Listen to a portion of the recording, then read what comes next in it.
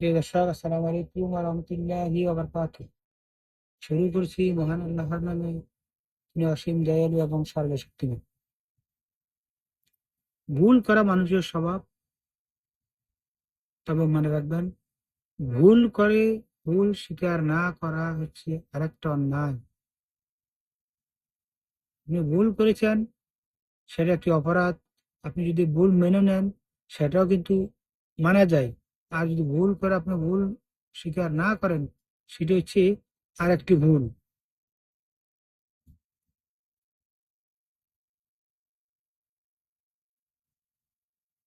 ভুল শুধরানোর কিছু সাধারণ লজিক রয়েছে, সাধারণ নিয়ম কানুন রয়েছে।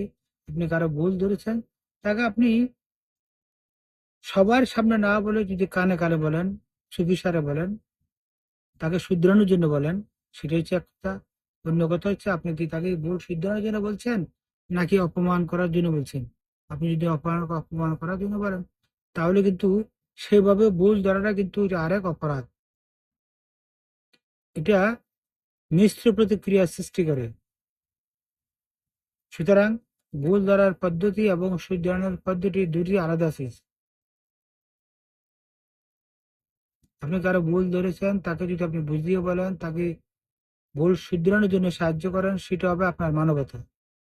আর তাকে যদি সবার সামনে আপনার ভুল ধরে বেইজ্জত করার চেষ্টা করেন, সেটা হবে তার একটা প্রতিক্রিয়া, তা উল্টা রিয়েকশন আসবে।